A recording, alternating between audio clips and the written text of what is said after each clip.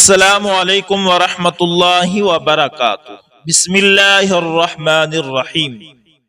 دوستو، Lauren both نے جو ایک معروف تجزیہ نگار اور سابق برطانوی وزیر اعظم ٹونی بلیر کی نسبتی بہن ہے، حال ہی میں اسلام قبول کیا ہے۔ اس حوالے سے ان کا ایک انٹرویو قدر اختصار سے پیش ہے جو انہوں نے پریس ٹی وی کے پروگرام فیس ٹو فیس میں محمد سعید بھامن کو دیا۔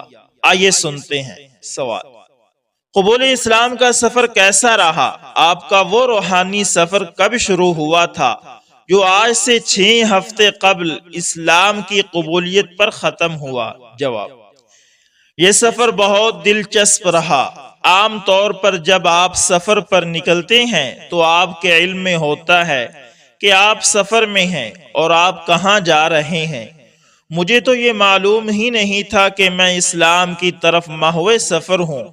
پھر اچانک 6 ہفتے قبل منزل مقصود پر پہنچ بھی گئی۔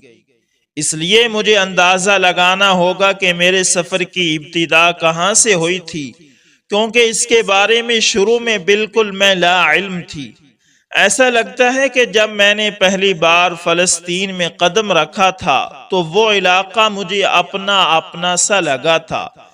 میں نے اس علاقے میں کوئی خاص بات محسوس کی تھی۔ آپ کو کسی علاقے سے انسیت محسوس ہو اور وہاں کے لوگ بھی آپنے لگیں تو یہ بلا وجہ نہیں۔ اس لیے میں سمجھتی ہوں کہ وہی میرے سفر کی ابتدا تھی۔ کسی دوسرے علاقے میں رہتے ہوئے آپ کے لیے یہ محسوس کرنا بہت مشکل ہوتا ہے کہ مسلمانوں کا رہن سہن کیسا ہے، حالانکہ اس مقدس سرزمین میں عیسائی بھی رہتے ہیں اور ہمیشہ سے رہتے آئے ہیں۔ وہ بھی آپ کو اسی طرح خوش آمدید کہتے ہیں، جو اپنے آپ میں ایک مضبوط تعلق ہے۔ میں نے فلسطین آنا جانا شروع کیا اور خصوصاً مسلمانوں کے گھروں میں گئی۔ وہاں جو کچھ دیکھا اسے اس تصور سے بالکل مختلف پایا جو مسلمانوں کے بارے میں مغربی نقطہ نظر سے لکھا اور بیان کیا جاتا ہے۔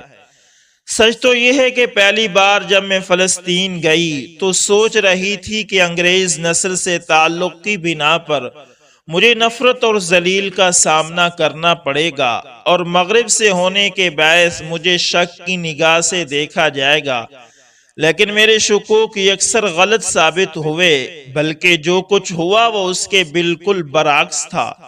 میں پہلی بار فلسطین گئی تو مجھے وہاں کے بارے میں کتنا کم علم تھا، اس کا اندازہ اس بات سے کریں کہ میں جنوری میں وہاں گرم موسم کے لباس میں چلی گئی، اس لیے کہ یہ تک نہیں جانتی تھی کہ اس موسم میں وہاں سخت سردی پڑتی ہے۔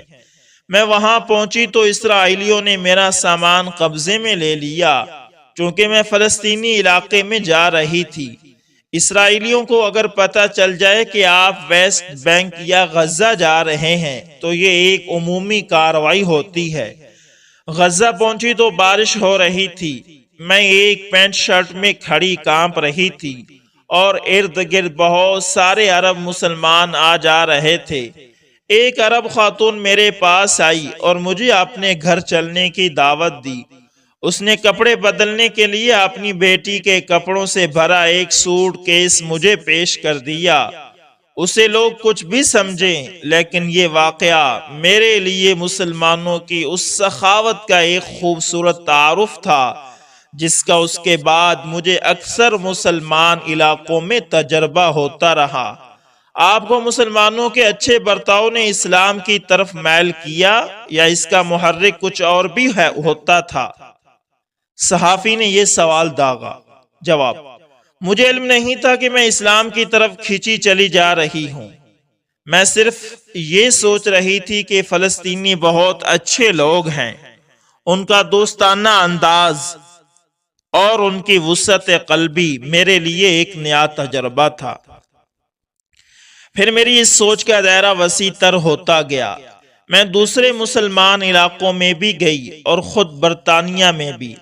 جب میں غزہ کے بارے میں کسی تقریر کے دوران اپنے جذبات پر قابو نہیں رکھ سکتی تھی اور خاموش ہو جاتی تھی تو اکثر صحافی اسے پیشہ ورانہ روایات کے خلاف سمجھتے تھے، لیکن یہ میرے اختیار میں نہیں تھا۔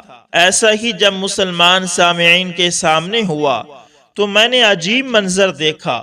میں نے دیکھا کہ مرد بغیر شرمائے اپنے آنسو پونجھ رہے ہیں اور خواتین گرم جوشی سے مجھے گلے لگا لیتی ہیں۔ ان کی یہ گرم جوشی اس سے پہلے میرے لیے وجود ہی نہیں رکھتی تھی اور مجھے ان کا یہ انداز محبت بہت ہی پیارا لگا۔ ہمیں کچھ اس روحانی لمحے کے بارے میں بتائیں جب آپ نے اسلام قبول کرنے کا فیصلہ کیا۔ جواب: اسلام قبول کرنے کا فیصلہ میں نے نہیں کیا۔ ہوا کچھ یوں کہ میں ستمبر 2010 میں القدس ریلی کی رپورٹنگ کے لیے ایران گئی اور وہاں 8 دن تک رکی۔ اپنی صحافتی ذمہ داریوں کے بعد آخری دن مجھے تاریخی شہر اصفہان کی سیر کا موقع ملا۔ میری ایک مقامی ساتھی نے کہا، ہم کچھ دیر گھر پر رک جاتے ہیں اور شام کو شہر کی سیر کے لیے نکلیں گے جب شہر کا نظارہ زیادہ خوبصورت ہوگا۔ شام کے وقت میں ایک خانقاہ دیکھنے گئی۔ وہاں میں نے دیکھا کہ بہت ساری خواتین دیوار کی جالیوں کو پکڑے رو رہی ہیں۔ انہیں یوں دیکھ کر مجھے لگا شاید ان کے گھر میں کوئی بیمار ہے یا پھر انہیں کوئی اور مسئلہ درپیش ہے۔ پھر میں نے چند ادھیڑ عمر خواتین کو دیکھا۔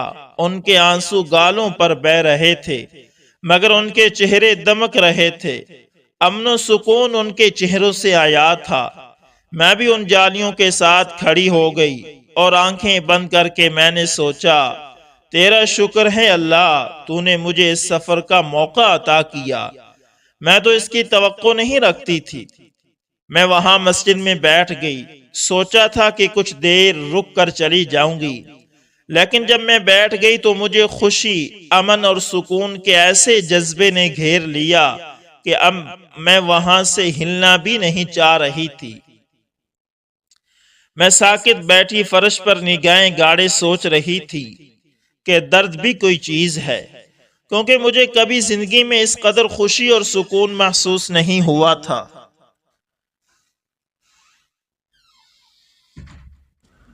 اسی دوران ایک نوجوان ایرانی لڑکی میری ساتھی کے پاس آئی اور اس سے پوچھنے لگی کہ مجھ سے پوچھے کہ کیا میں اس وقت سکون کی حالت میں ہوں۔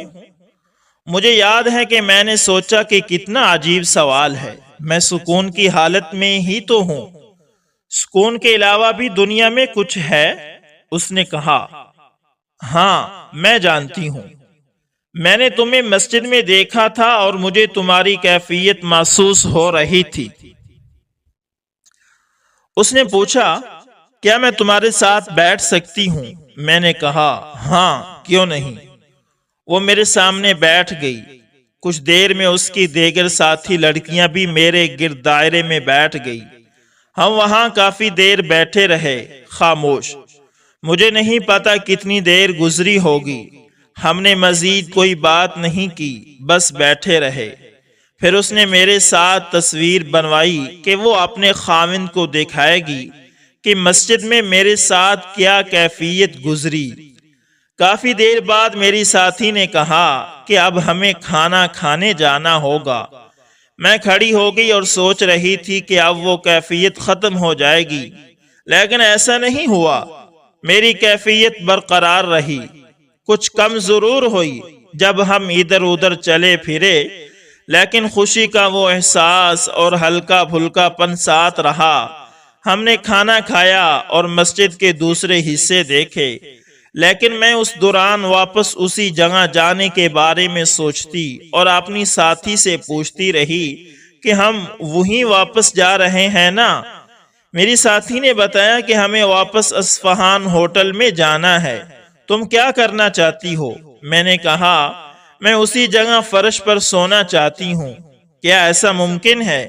اس نے کہا، ہاں بالکل ممکن ہے۔ ہم واپس گئے، قرآن پاک پڑھتے رہے اور وہیں اسی فرش پر باقی تمام رات سوتے جاگتے گزار دی۔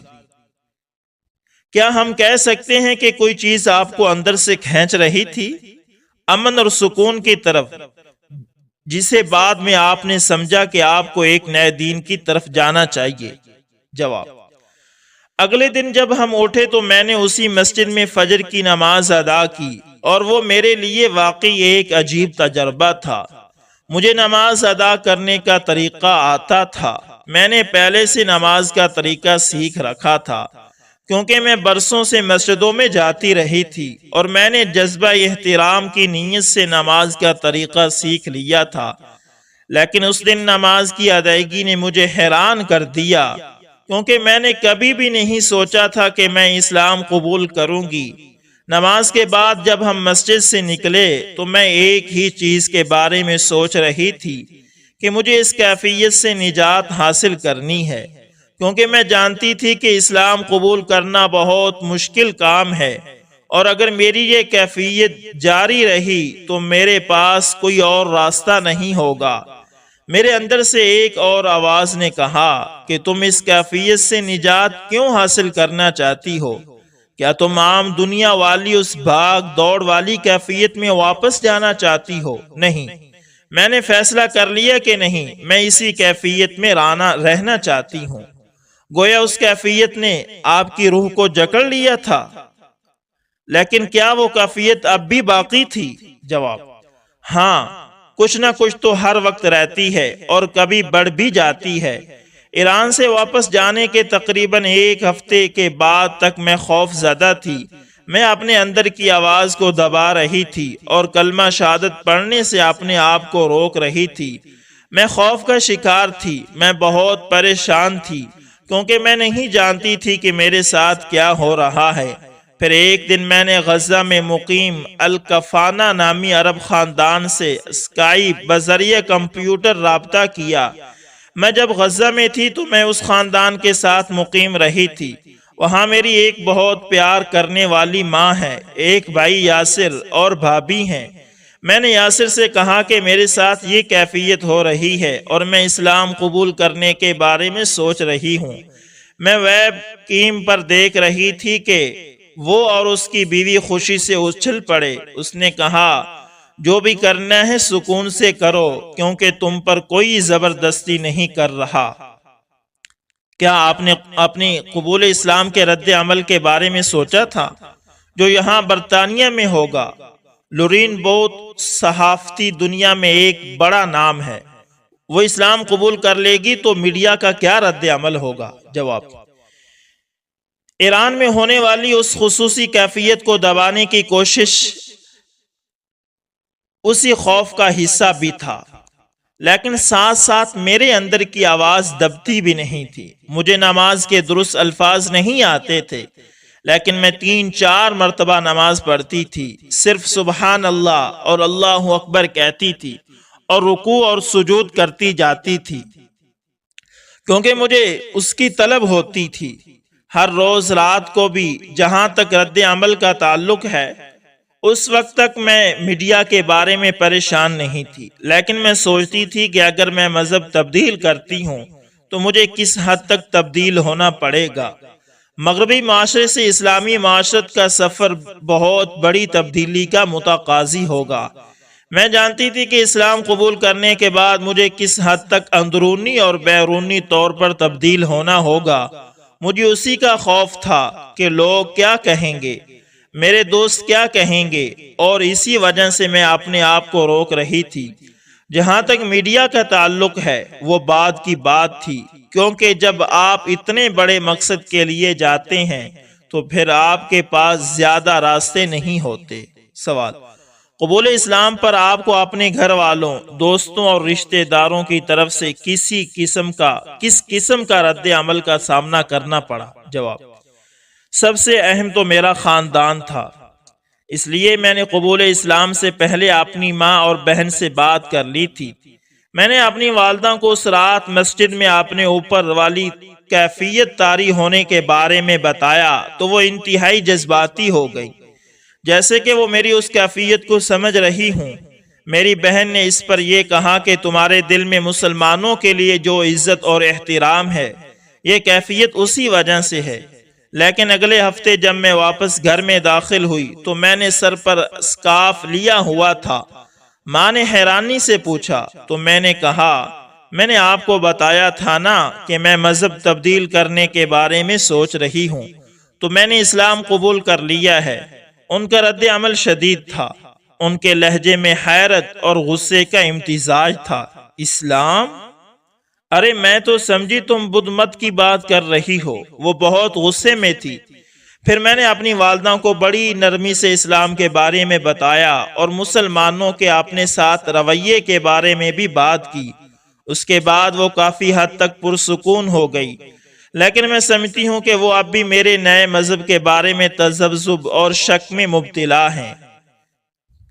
چند سال پہلے آپ اسلام اور مسلمانوں کے بارے میں ایک تصور رکھتی تھی، اب جب کہ آپ خود دائرہ اسلام میں داخل ہو چکی ہیں تو وہ نظریہ اور تصور کس حد تک تبدیل ہوا؟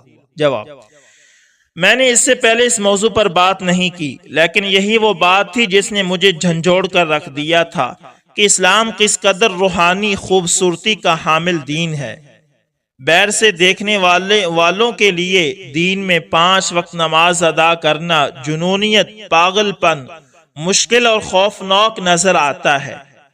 نماز کے بارے میں میرا نظریہ بھی کچھ اسی قسم کا تھا۔ میں سوچتی تھی اسلام اور مغرب کے درمیان رابطے کے لیے ایک ڈکشنری ہونی چاہیے، اس لیے کہ جب مسلمان اللہ اکبر کہتے ہیں تو سننے والے غیر مسلم اس کا فوری مطلب یہ سمجھتے ہیں کہ وہ کہہ رہے ہیں کہ ہم تمہیں قتل کر دیں گے، ہم تم سے نفرت کرتے ہیں کیونکہ تم لا دین ہو۔ حالانکہ جب مسلمان اللہ اکبر کہتا ہے تو وہ دراصل کہہ رہا ہوتا ہے کہ اللہ سب سے بڑا ہے۔ یہ اپنے اندر ایک انتہائی خوبصورت بات ہے کہ ایک اللہ ہی ہے جس کے سوا کوئی خدا نہیں۔ یہ احساس اور ایمان ہمیں اتنا پرسکون کر دیتا ہے کہ دنیا ایک بہت پرسکون جگہ معلوم ہونے لگتی ہے۔ نہ جانے مغرب میں بیٹھے ہوئے ہمیں یہ کیوں سنائی نہیں دیتا۔ اسی نے اسلام کے بارے میں میرا تصور مکمل طور پر تبدیل کر دیا۔ سوال: کیا آپ سمجھتی ہیں کہ آپ اسلام کا پیغام دوسروں تک پہنچا سکتی ہیں جو اسلام کے بارے میں غلط تصور رکھتے ہیں لیکن وہ اس پیغام کی سچائی کو سمجھنے والا دل رکھتے ہیں؟ جواب: میرے خیال میں ان بہت سارے لوگوں تک رسائی حاصل کی جا سکتی ہے جو کھلا دل رکھتے ہیں اور بات سننا اور اسلام کے بارے میں اس غلط فہمی کو دور کرنا چاہتے ہیں، لیکن میں سمجھتی ہوں بہت سارے لوگ ایسے بھی ہیں جو اس دنیا میں اس قدر مگن ہیں اور ان کے دل نفرت سے اس قدر بھرے ہوئے ہیں کہ میں ان کے بارے میں کچھ زیادہ پر امید نہیں۔ وہ کبھی یقین نہیں کریں گے کہ ہم مسلمان اس طرح خوش و خرم زندگی بھی گزار سکتے ہیں۔ میں یہاں کہنا چاہتی ہوں کہ گزشتہ 48 گھنٹوں میں مجھے میرے فیس بک، موبائل اور فون پر 600 کے لگ بھگ پیغامات موصول ہوئے۔ تقریباً سب کے سب کا آغاز ایک خوبصورت فقرے سے ہوتا ہے: السلام علیکم، اسلام میں خوش آمدید، ہم سب تم سے بہت محبت کرتے ہیں، تمہارے قبول اسلام سے ہمیں بہت خوشی ہوئی ہے۔ یہ وہ زبان ہے جو ہم نے کبھی بھی استعمال نہیں کی، اپنے گھر کے افراد میں بھی نہیں، اور ہمیں برطانیہ اور امریکہ میں رہنے والوں کو اس کا استعمال کس قدر مشکل لگتا ہے۔ میں اسے بچوں جیسی معصوم شفقت کہوں گی کیونکہ یہ بچوں جیسا معصوم، نازک اور خوبصورت اظہار ہے۔ سوال: قبول اسلام کے بعد آپ کا اپنی ذات کا تجربہ کیا رہا؟ کیا روحانی محسوسات رہی؟ جواب: میں ایران سے واپس آئی تو شروع کے دنوں میں جب میں سو کر اٹھتی تھی تو میرے ذہن میں بہت سارے سوالات سر اٹھاتے تھے۔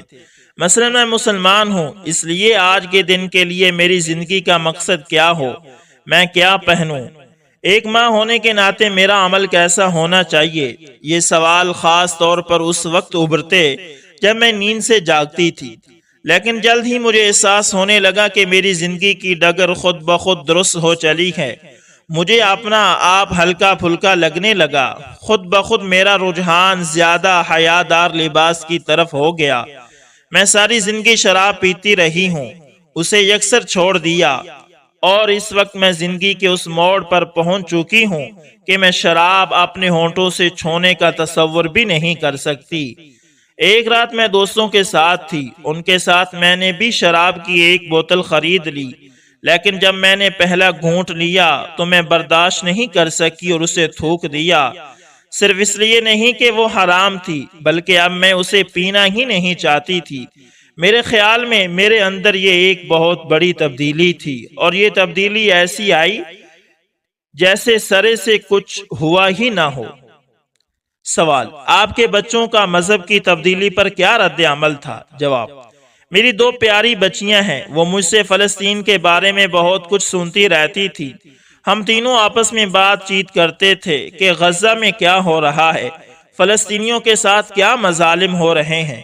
اس لیے وہ میری ملازمت کی زندگی کے حوالے سے کافی حد تک پہلے سے آگاہ تھی۔ اب جب گزشتہ دنوں میں ایران سے واپس آئی اور اپنے تجربے کے بارے میں ان کو بتایا تو انہیں بھی بہت خوشی ہوئی، لیکن جب میں نے ان سے پوچھا اگر میں مسلمان ہو جاؤں تو، اس پر انہوں نے کہا ٹھیک ہے لیکن ہمارے کچھ سوالات ہیں۔ انہوں نے بہت سنجیدگی سے میرا انٹرویو لیا۔ انٹرویو کا ماں حاصل یہ تھا کہ مسلمان ہونے کے ناطے میں کیسی ماں ثابت ہوں گی۔ پہلا سوال یہ تھا، کیا آپ شراب پئیں گے؟ میں نے کہا نہیں۔ اس پر انہوں نے بہت خوشی کا اظہار کیا۔ دوسرا سوال، سگریٹ پئیں گی؟ میں نے جواب دیا، میں یہ بری عادت چھوڑنے کی بھی کوشش کروں گی۔ اس پر ان کی خوشی دیدنی تھی۔ تیسرا سوال یہ تھا کہ آیا میں تنگ مغربی لباس پہنا کروں گی؟ میں نے پوچھا کیا مسلمان ایسا لباس پہنتے ہیں؟ تو میری بیٹیوں نے کہا نہیں، لیکن آپ پہنتی رہی ہیں اور ہمیں یہ بالکل اچھا نہیں لگتا۔ میں نے کہا کہ ایک مسلمان کی حیثیت سے میں ہمیشہ باحیا لباس پہنوں گی اور یہ میرا تم سے وعدہ ہے۔ اس پر دونوں نے مل کر نعرہ لگایا، وی لو اسلام، ہمیں اسلام سے پیار ہے۔ اب میری 7 سالہ بیٹی فجر کی نماز کے لیے صبح 6 بجے اٹھتی ہے۔ ویسے ان کے لیے اسلام کوئی بالکل نئی چیز نہیں تھا۔ ان کی ماں بہت عرصے سے مسلمان علاقوں میں جا کر کام کرتی تھی اور انہیں پتا تھا کہ وہاں کوئی خطرے کی بات نہیں، بلکہ ان کی ماں وہاں جانے کے باعث ایک بہتر ماں بن گئی ہے، اور اس سے بڑھ کر انہیں کیا چاہیے تھا۔ سوال: ایک عیسائی کے طور پر بھی انسانیت کے لیے آپ کی خدمت قابل قدر ہے۔ اب جب کہ آپ مسلمان ہو چکی ہیں تو آپ کے ذہن میں کیا نقشہ ہے کہ ایک مسلمان کے طور پر آپ کیا کرنا چاہیں گی؟ جواب: میں سوچتی ہوں اللہ مجھے ہمت دے کہ میں فلسطین کی وہ کہانی دنیا کے سامنے لاؤں جو 1948 سے اب تک دنیا سے پوشیدہ ہے، کیونکہ فلسطینیوں کی کہانی تب سے اب تک کسی نے نہیں سنی، کسی نے نہیں چھاپی، اور نہ دنیا اسے ہضم کرنے کو تیار ہے۔ برطانیہ میں بہت سارے اہم اور اچھے مسلمان رہنما موجود ہیں جو بہت اہم کام کر بھی رہے ہیں۔ ہمارے پاس بہت سے اچھے مسلمان ماہرین تعلیم، علماء، سیاستدان اور پارلیمنٹ کے اراکین موجود ہیں۔ برطانیہ میں مسلمانوں کے بارے میں معلومات کی کمی ہے۔ میری کوشش ہوگی کہ میں برطانوی عوام کو یہ باور کرا سکوں کہ مسلمان کوئی عجیب قبیلے کے لوگ نہیں، نہ ان کے ہاں کوئی خوفناک قسم کی چیزیں ہو رہی ہیں۔ وہ تو ایک اچھے خاندان کی مانند ہے، اور اسلام ایک قدرتی دین ہے جو ساری دنیا کو خوش رکھ سکتا ہے۔ بس یہی وہ چیز ہے جو مجھے کرنی چاہیے۔ سوال: کیا آپ پہلے سے مذہبی رجحان رکھتی تھی؟ کیا آپ اللہ پر یقین رکھتی تھی یا یہ سب کچھ اچانک ہو گیا؟ جواب: میں نے جس گھرانے میں پرورش پائی ہے وہ کچھ زیادہ مذہبی گھرانہ نہیں تھا۔ میرا باپ کیتھولک عیسائیت چھوڑ چکا تھا اور میری ماں کسی حد تک خدا کے وجود پر یقین رکھتی تھی۔ جہاں تک مجھے یاد ہے میں بہت زور و شور سے دعائیں مانگا کرتی تھی۔ جب میں سونے کے لیے لیٹتی تھی تو میں اہتمام سے دعائیں مانگتی تھی، اور مجھے ہمیشہ سے یقین تھا کہ خدا کہیں موجود ضرور ہے۔ مجھے ایک واقعہ یاد آیا کہ میں نے براؤنز نامی ایک عیسائی کلب میں شمولیت اختیار کی تھی۔ ایک دن میں چرچ میں صلیب کے نشان کے پاس گئی اور پھر ایک دم ایسے پیچھے ہٹ گئی جیسے میں کسی عظیم ہستی کے سامنے موجود ہوں، جیسے سب عیسائی کرتے ہیں۔ اس نظریے کا اسلام میں کوئی وجود نہیں، یہ عیسائیت کا حصہ ہے، لیکن میں سمجھتی ہوں کہ میرے اندر ابتدا ہی سے ایک عظیم ہستی کے وجود کا احساس تھا۔ سوال: کیا آپ کو اپنائیت کا احساس ہوتا ہے کہ آپ مسلم امہ کا حصہ بن گئی ہیں؟ کیونکہ آپ نے کہا کہ قبول اسلام سے پہلے آپ کا مسلم معاشرے کے بارے میں نظریہ کچھ اور تھا۔ جواب: میرے خیال میں تو یہی حقیقت میں اصل امت اور اصلی معاشرہ ہے۔ جب میں ایران کی مسجد میں تھی اور مجھ پر سکون کی کیفیت طاری تھی اور ایک نوجوان لڑکی جس نے میری کیفیت کو بھانپ لیا اور مجھ سے ملی، جانے سے قبل مجھ سے گلے ملی اور مجھے کہا آئی لو یو، میں تم سے محبت کرتی ہوں۔ میں اس سے پہلے کبھی اس سے نہیں ملی تھی اور جب میں نے اس کی آنکھوں میں دیکھا تو مجھے لگا کہ وہ میری بیٹی ہے، میرے لیے سب کچھ ہے اور ہم ایک ہیں۔ میں کہوں گی کہ ہم ایک امت کا حصہ تھے، ایک اصل امت کا۔ ہمارے درمیان جس محبت کا اظہار ہو رہا تھا اس نے میرے اندر احساس پیدا کیا کہ میں سیر کرنے آئی ہوں، بیرونی دنیا کی انسان نہیں، اسی امت کا حصہ ہوں۔ سوال: مغرب میں اسلام فوبیا، اسلام کے خلاف نفرت کے رویے کو کم کرنے یا اسے ختم کرنے کے لیے کیا کیا جا سکتا ہے؟ جواب: میرے خیال میں مغرب میں جس اتحاد کا مظاہرہ بہت سارے جلسے جلوسوں میں کیا گیا ہے، جیسے عراق جنگ کے خلاف مارچ میں جس میں لگ بھگ 10 لاکھ لوگوں نے شرکت کی تھی اور وہ مختلف مذاہب، رنگوں اور نسلوں سے تعلق رکھنے والے لوگ تھے، میرے خیال میں اسی قسم کا اتحاد تبدیلی لائے گا۔ اس کے علاوہ ان سیاست دانوں کے خلاف حمایت حاصل کی جائے جو مسلمانوں کو نشانہ بنانے میں زیادہ تیزی دکھاتے ہیں، جیسے اس نظریہ کے تحت کہ مسلمان نوجوان دہشت گرد ہو سکتا ہے، روکو اور تلاشی لو جیسے قوانین میں مسلمانوں کو نشانہ بنانا وغیرہ۔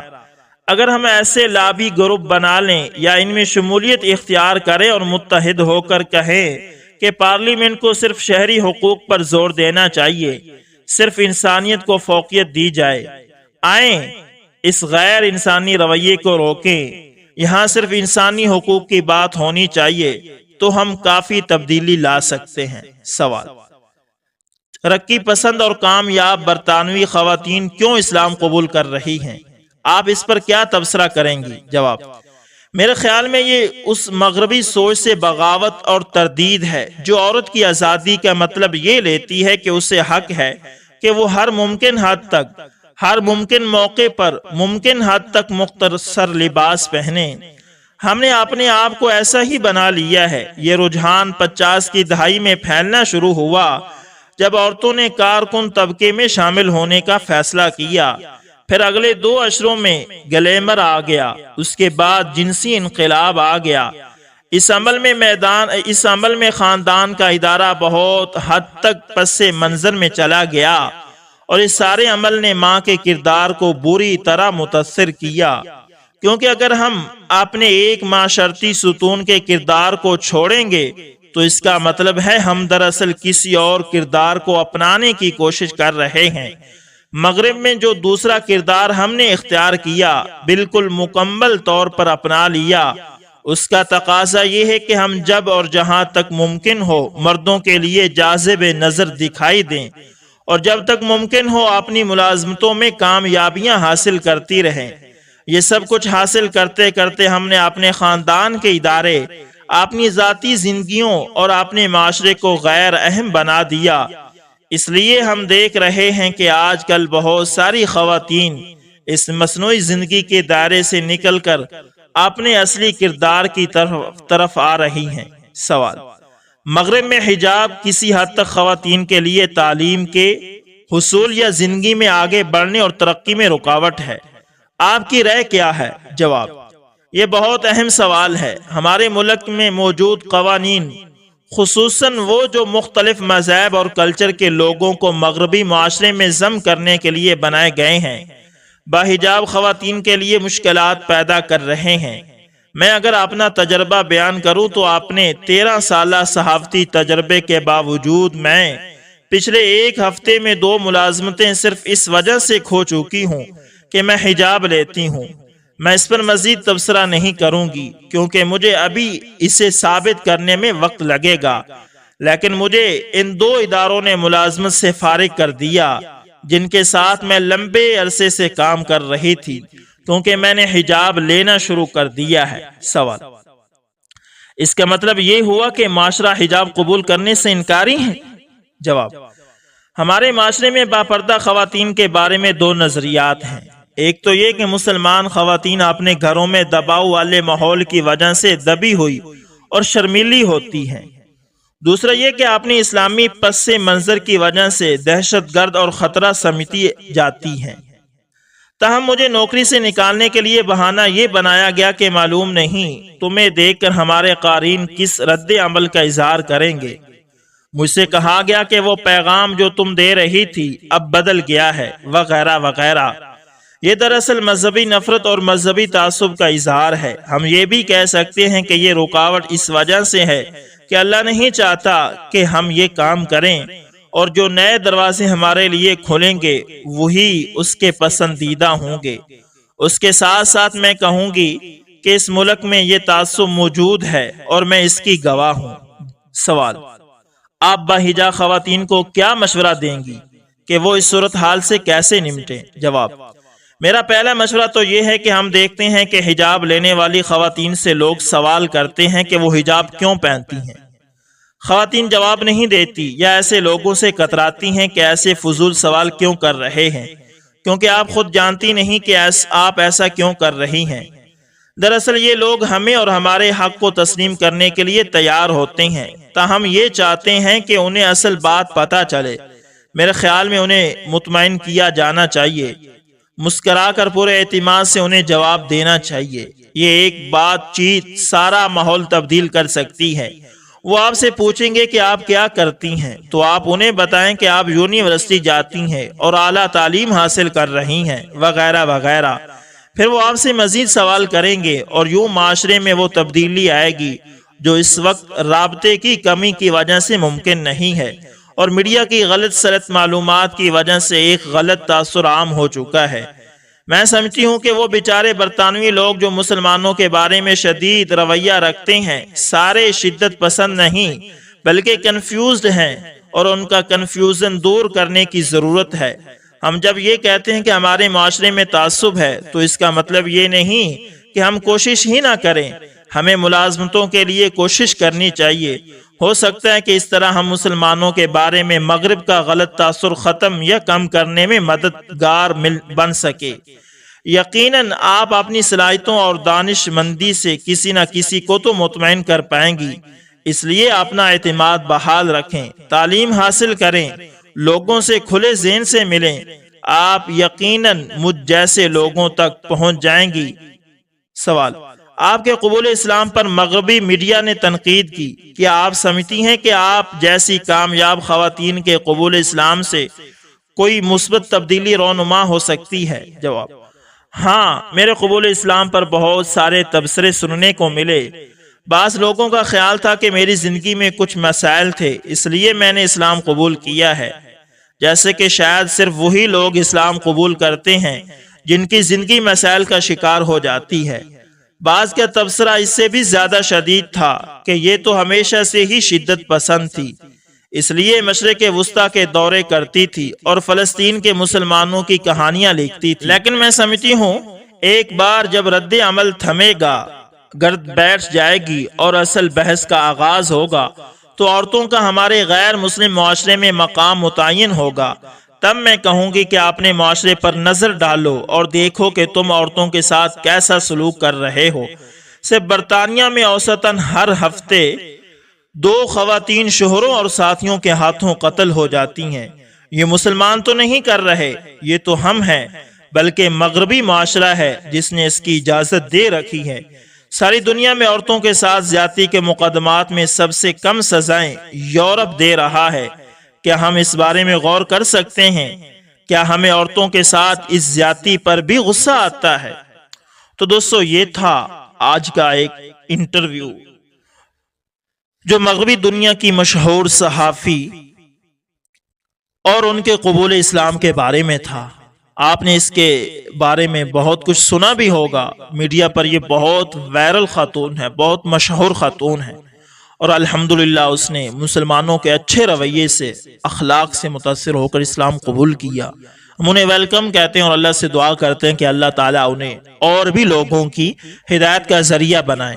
دوستو امید کرتا ہوں ویڈیو اچھی لگی ہوگی، پسند آئے تو لائک شیئر کمنٹ لازمی کریں، اور اگر آپ ہمارے چینل AS انفارمیشن TV پر نئے آئے ہوئے ہیں تو دوستو اسے بھی لازمی سبسکرائب کریں، اور ساتھ میں بیل کے نشان کو دبانا دوستو کبھی بھی نہ بھولیا کریں، تاکہ ہر نئی ویڈیو کا نوٹیفیکیشن سب سے پہلے آپ تک پہنچتا رہے۔ ملتے ہیں کسی نیکسٹ اچھی سی ویڈیو کے اندر، تب تک کے لیے اللہ حافظ۔